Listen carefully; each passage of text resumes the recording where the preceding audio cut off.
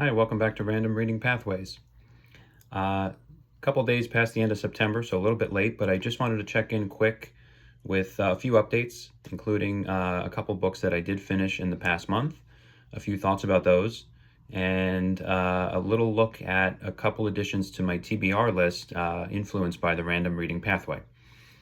So let me start with earlier this past month, I finished reading a very long fiction book, The Emperor of Ocean Park by Stephen L. Carter. I used to have a nice dust jacket on this book. Uh, it was a nice black and white colored theme with a big red chess pawn in the middle because chess features largely in this book. But my kids got their hands on that dust jacket and since turned it into some kind of artwork. So that is gone. But this is The Emperor of Ocean Park by Stephen L. Carter. Stephen L. Carter is a law professor. I do have a legal background as far as my career goes, so I am sometimes on the lookout for some legal tinged material.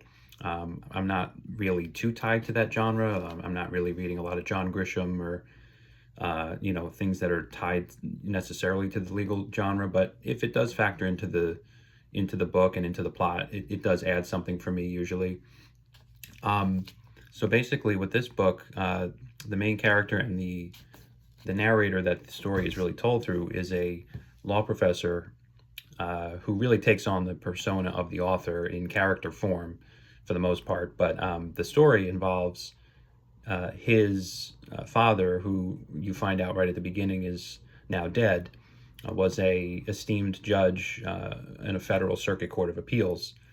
And when he dies, he leaves various property and various things to the narrator named Talcott Garland and his two siblings, Mariah and Addison. But he also leaves a trail of mysterious clues and sort of cryptic messages directed to the main character, Talcott, directly. A lot of them have to do with chess puzzles, and they played chess together in their lifetimes, so that factors into how to solve those riddles.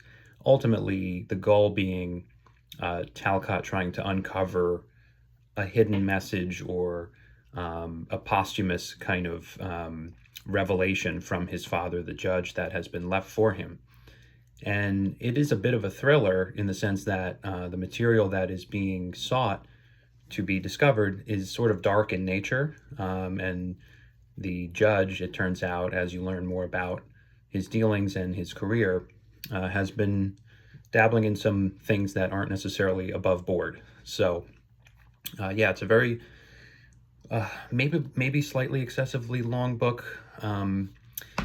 There's a lot that goes on under the hood, because, like I said, you get the story delivered directly from the mind of Talcott, who's the main character, and there's other flavors to his emotional state and his own life that are peppered into the story, in addition to just him trying to solve this mystery, such as a marriage that's on the rocks, relations with his family, relations with his siblings, and with his son, who's a young child and seems to be the glue that keeps him grounded in the swirling craziness that his deceased father has left for him. But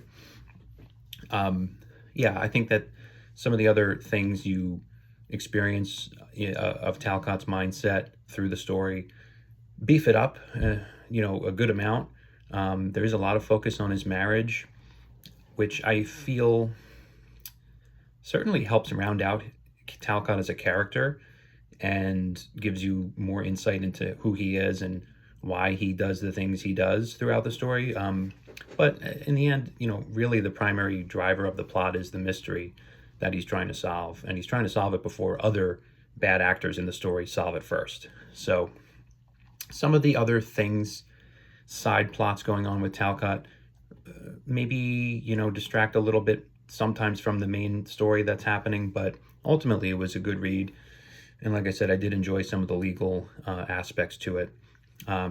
Ironically, I had this book on my shelf for a long time, for years, well before recently I discovered, as I was getting into reading it, actually, again, the Random Reading Pathway sometimes does these weird coincidences, but I discovered that it was being released only a couple months ago as a TV adaptation on MGM Plus. So I went ahead and got the uh, free trial period for MGM Plus to go ahead and watch it as I finished up reading it. And yeah, it's worth a watch if anybody's able to track that down. There's definitely some pretty big differences, some liberties taken in the series as far as changes from the book, but I thought it was a good adaptation. And yeah, it's a good story. And it's definitely for a law professor following legal clues and chess related clues that his judge father has left him to uncover a mystery about his past. It does up the thriller level for sure and keeps you kind of on the edge of your seat while also spinning a very deep and traumatic family uh, picture as well. So I'd recommend this. The other book I finished the other day, which I showed earlier in a video on this channel, was Pym by Matt Johnson. This was a pretty crazy, twisty and turny story. Basically, the main character is a literary professor and sort of a collector of rare literary material. And it turns out he comes into this old slave narrative, which, as he reads it, he realizes that the novel written by Edgar Allan Poe called The Narrative of Arthur Gordon Pym of Nantucket has a character in it that actually has written a slave narrative. And when he reads it and puts two and two together, he realizes that this Edgar Allan Poe novel, in the context of this story, of course, maybe has more truth to it than fiction.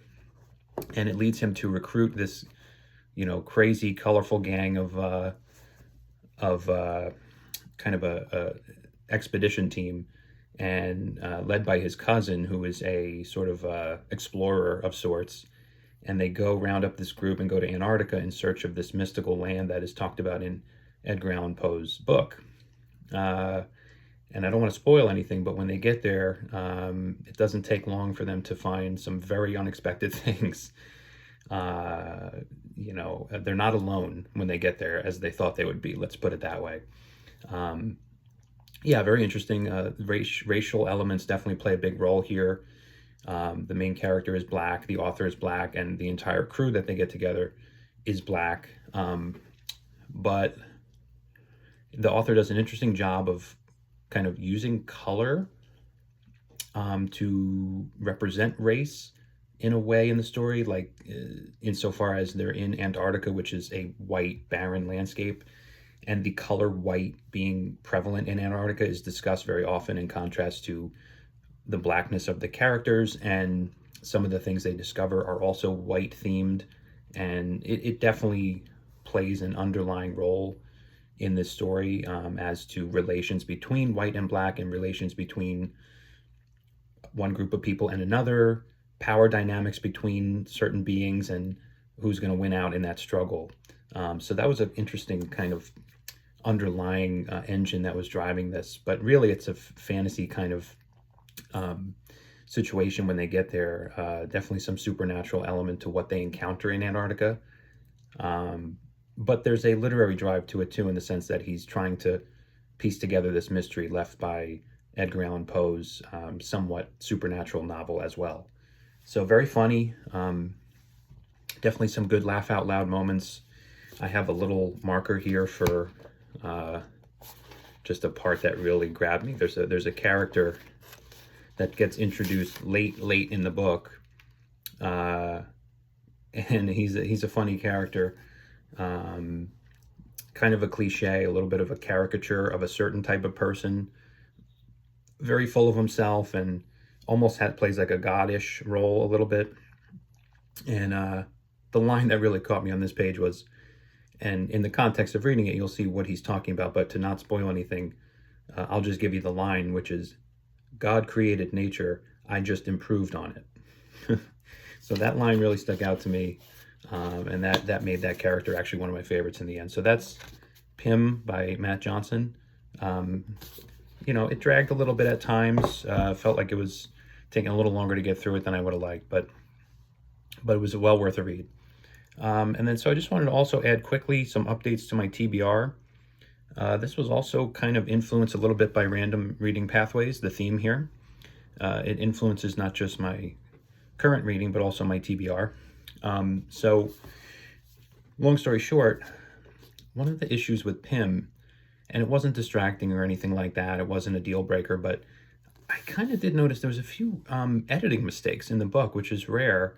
I feel I don't find that too often. Just a couple just mistakes, missing words, words that just were out of place, and I reread them 2 or 3 times to make sure it wasn't just me. Um, so that got me kind of thinking, oh, that's weird. You don't see a lot of mistakes get through the editor's desk. So I looked at the publisher. It's Spiegel and Grau. Just on a whim, I said, I've never heard of that publisher. Let me just take a look into them, see who they are. So I went on their website here, and yeah, here's the publisher, Spiegel and Grau. So I'm just scrolling through their website, and here's their current releases. I'm not sure if you can see this too well, but I was scrolling through these, and I come across this, Who by Fire, and it caught me right away when I saw it. I'm a Leonard Cohen fan. I'm a big fan of his music. I'm a big fan of some of his written work he's done. I've said on this channel before that if I do read nonfiction, I definitely try to get music in there a little bit if I can. So this is Who by Fire by Matt Friedman. And I added it right to my TBR as soon as I stumbled on it like that, because it was a little bit of a coincidence. I was on the lookout for some nonfiction music-inspired books to get on my list. So I think it has to do with Leonard Cohen going to Israel and playing a concert during wartime, during the Yom Kippur War. And when Yom Kippur happens to be coming up anyway, so I won't get to it by then, but I did add Who by Fire by not Leonard Cohen, by Matt Friedman to my TBR. And also, one other addition to the TBR. This one was the product of a random happy accident of the YouTube algorithm, which recommended me a video by someone, Robert M. Sapolsky. I don't know if any heavy YouTube users have stumbled on his videos. I know the algorithm sent them to me at some point in heavy rotation. He's a Stanford professor. He has lectures that are available on YouTube on many topics, mental health, emotional issues, family issues, and he goes into great detail on those as an academic. And the YouTube algorithm just happened to show me that very recently he actually released a book.